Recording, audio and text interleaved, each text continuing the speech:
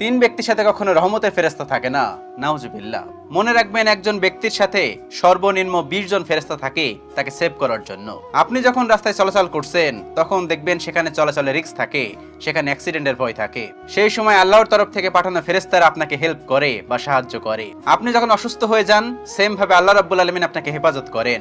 আপনার প্রশান্তি নিয়ে আপনার চোখে ঘুম এনে দেয় ওই ফেরেশতারা, সুবহানাল্লাহ। সেই ফেরেশতারা 3 ধরনের লোকদের কাছে আসে না।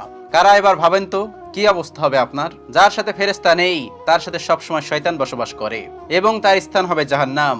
খুব ইম্পর্টেন্ট একটি মেসেজ যেটা আপনাদেরকে দিচ্ছি, এটি আমাদের রাসূলের হাদিস, সহিহ হাদিস। নাম্বার 1, নাপাক ব্যক্তি। যে ব্যক্তির গোসল ফরজ হওয়া সত্ত্বেও সেই ব্যক্তি গোসল না করে পাক হয় নাই। সবসময় মনে রাখবেন, নাপাক ব্যক্তির কাছে কখনো ফেরেশতারা আসে না। মৃত্যুর কথা কখনোই বলা যায় না। যদি নাপাক অবস্থায় মৃত্যু হয়ে যায়, সেই ব্যক্তি কখনোই জান্নাতে যেতে পারবে না। 2 নাম্বার হচ্ছে যারা নেশাগ্রস্ত। যে ব্যক্তি বিভিন্ন ধরনের নেশা